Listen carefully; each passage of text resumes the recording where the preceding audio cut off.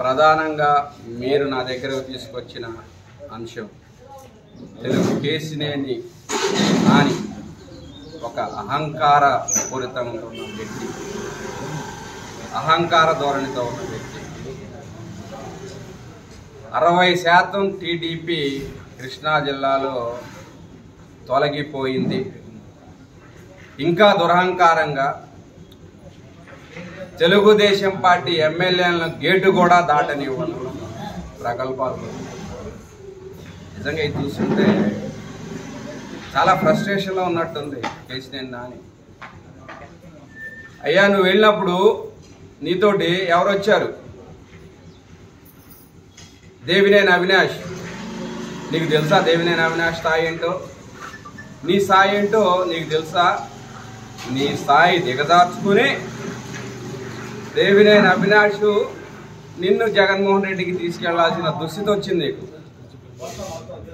కొబ్బరి చిప్పలు అమ్ముకున్న మంత్రి అని ప్రగల్భాలు విమర్శలు చేసిన వ్యక్తి నిన్ను జగన్మోహన్ రెడ్డికి తీసుకెళ్లాల్సిన అవసరం వచ్చింది.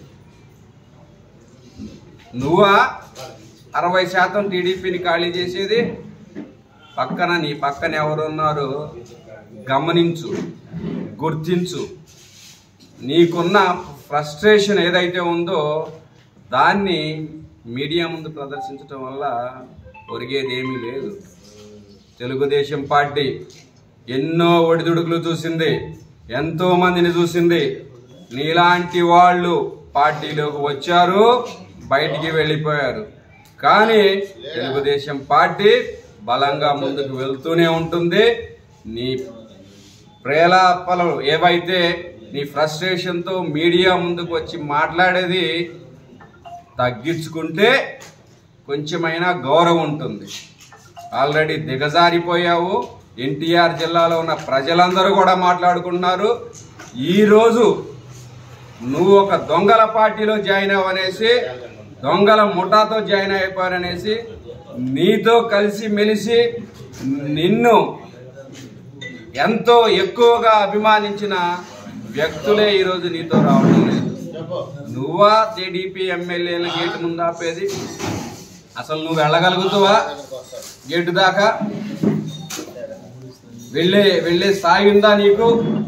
తెలుగుదేశం పార్టీలో ఉన్నావు కాబట్టి తెలుగుదేశం పార్టీ కార్యకర్తలు, తెలుగుదేశం పార్టీ నాయకులు మిమ్మల్ని బుద్ధ స్కంధాల మీద వేసుకొని మోశారు. అది తెలుగుదేశం పార్టీ విజయం. అది మీరు వ్యక్తిగతంగా పొందిన విజయం కాదు. అది గమనించండి, గుర్తుంచుకోండి. తెలుగుదేశం పార్టీ విజయాన్ని నా విజయంగా భావించి మీరు తెలుగుదేశం పార్టీ కార్యకర్తల మనోభావాలను దెబ్బతీయాలని చూస్తే తెలుగుదేశం పార్టీ కార్యకర్తలు ఊరుకోరు, సహించరు, తిప్పి కొడతారు. ఇప్పటికైనా నోరు అదుపులో పెట్టుకోండి. ఇంతకుముందు తెలుగుదేశం పార్టీ మీద, నాయకుల మీద మాటలు అన్నా కానీ సహించాం.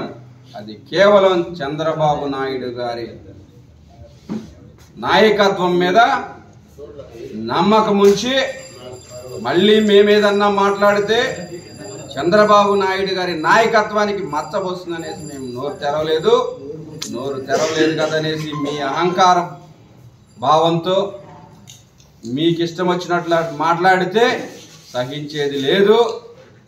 మీ వల్ల కానీ ఇంకెవరి వల్ల కానీ తెలుగుదేశం పార్టీని ఎవ్వరు ఏమి చేయలేరు.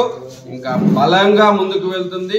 తెలుగుదేశం పార్టీ కార్యకర్తల పునాది మీద ఉన్న పార్టీ, అన్నగారు స్థాపించిన పార్టీ ఇంకా బలంగా ముందుకు వెళ్తుందే కానీ మీలాంటి వ్యక్తుల వల్ల తెలుగుదేశం పార్టీకి ఏమీ కాదు అనేసి తెలియజేస్తున్నాను.